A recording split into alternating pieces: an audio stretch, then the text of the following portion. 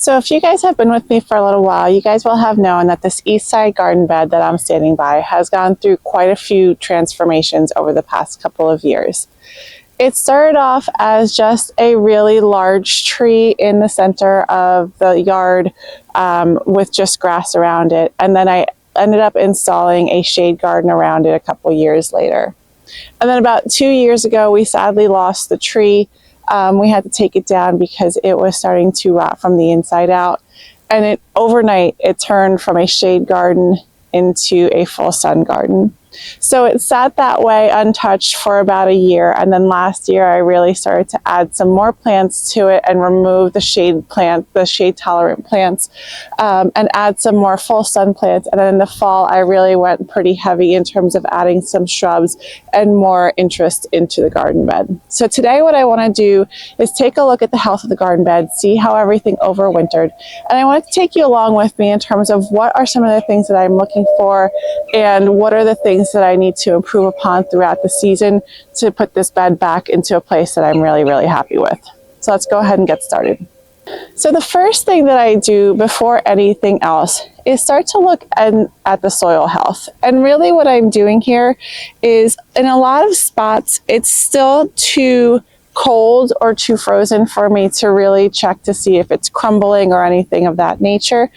But really what I'm looking for is more of, are there any spots that are pooling the water? Are there any really, really dry spots? And where, if I still have ice, where is the ice thawing faster than other spots within the garden bed? So here's an important thing to keep in mind. When you cut down something that is really large within your garden bed, such as the tree like we had to, obviously it impacts the light that the plants around it are getting, but it also impacts the water. So one of two things could happen. So when you cut it down, obviously those roots that were intaking a lot of water start to die off. They only start to die off though if you grind that stump down. If you don't grind the stump down and you leave a larger stump, those roots are still going to continue to drink water for the next 5 to 7 years until all that rots off. So it's really better to grind the stump down if you have that in your financial capability, because I know it costs a lot more to do so, because it really can give you a better idea in terms of what your garden bed is going to need, because those roots die off a lot faster.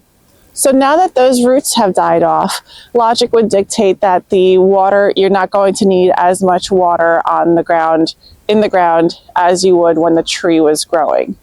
Well, yes and no, because now that the tree is also not there, it's now also exposed to a lot more light from the sun, as well as a lot more wind that's coming through, because that tree canopy is no longer protecting anything around it. So it could actually dry out a lot faster. So it's really dependent on a lot of things. And this is why you really just need to go ahead and look and observe to see, are there spots where the water is pooling? Are there spots that are drying out? Is the entire garden bed drying out, or is it now become very, very saturated? So it's really up to observation, and making sure that you kind of understand and study your garden bed a little bit. So I have actually noticed that this section right here within my garden bed, this little circle right where I'm standing, actually tends to stay moist a lot longer than the rest of the garden bed. So it's actually creating what we call a little microclimate. And it's something that I'm going to need to keep in mind when I'm planting in the future. The reason why you also want to pay attention to things such as ice thawing is because that also tells you a little bit more about the microclimate within your garden bed. So for example, I would expect, now I luckily don't have any ice right now, which is surprising because we've had such a bad winter, but I would expect that the ice up against the fence and the base of the house would thaw a lot faster than something out here that is a lot more exposed to the cold temperatures and the wind. So that means that it's going to be a lot warmer up closer to the fence and the base of the house.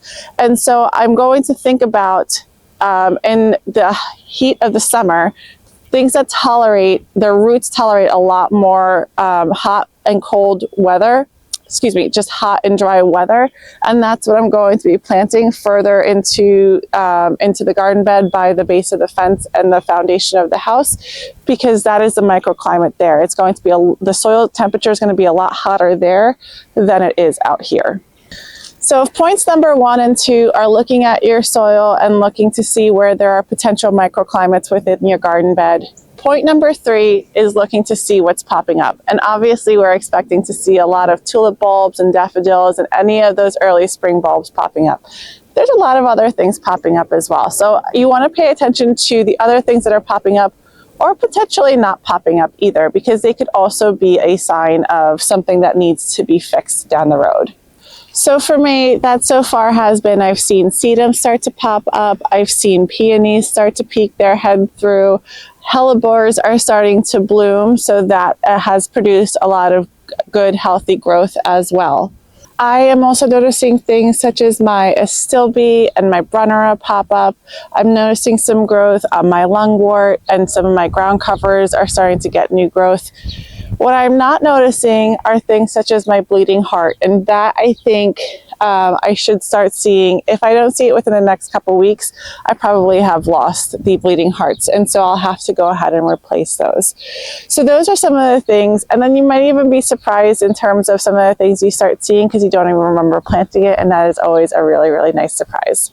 The next thing that I'm checking are any of my trees and shrubs. And there's 2 things that I'm checking. 1, if they're still alive, and 2, if they've sustained any sort of damage that needs to be rectified. So for me, sadly, I think I've lost these 2 Weigela here in the front because everything that I keep touching seems to be brittle and just break off. I am still going to give it another couple weeks just to see if maybe anything sprouts from the bottom. And if nothing sprouts by, I would say, the early couple weeks of April, I'm probably going to be pulling them out and replacing them because I actually really love Weigela. I also went through and I checked my hydrangeas. Now everything is still looking really good there. There are a couple hydrangeas that I've noticed where the stems have completely dried off and are brittle, but they are starting to grow from the base of the plant, which is a really, really good sign. Now they are paniculata hydrangeas, which means that that won't impact their bloom time this year. Paniculata hydrangeas, just so you guys know, those can be trimmed at this time of year. You will not be cutting off any bloom stems. I'm going to go through the different types of hydrangeas next week when I go ahead and start trimming everything back. So that's a really, really good sign. These boxwoods look ratted and tattered, and I think I'm going to be probably getting rid of those and replacing them with some fresher boxwoods. And all of the other shrubs that I seem to have put into this garden bed still look really good. So I think I'm in a pretty good spot. The one thing that I will say is these 2, which I questioned to begin with when I had initially put them in there, they've got to go. This is prime real estate here, right at the front of the garden bed. And they just have bald spots. They're of different heights. They're of different sizes. One's a little bit girthier. One's a little bit too skinny. It just looks horrible, and they don't necessarily deserve prime real estate. I'm not going to throw them out. I think that if I move them to the back of the bed or the back of a garden bed, I think they would be just fine, but I can't have them in the front. The other thing, like I had mentioned, I am also looking for broken branches. This is a brand new jade magnolia that we planted early last year. It did have quite a bit of buck rub on it, which is why you see the sheath that I have wound around it to protect it from any of the deer. So anything that is a broken branch, I'm going to be going ahead and trimming off at the base because it really helps protect the health of either the tree or the shrub that I'm going to be pruning. Because if there's anything broken, it just could potentially attract pests and things that you don't want around there. And lastly, I'm checking for anything else that winter has left behind. So for me in particular, I am noticing a lot of weeds starting to crawl into the bed, which is amazing. A lot of people think that just because it's winter, there aren't any weeds, but there definitely are. So starting to get a head start on the weed process is important right now. I'm also going to go ahead and edge the beds just to give it a nice, clean, crisp finish, because that always helps. There are also a couple of places where the root ball became exposed into some of the newer things that I've planted. That can happen because as the ground thaws and freezes, that expansion and contraction, the soil can start pulling away from the root ball and it can start popping up the root ball.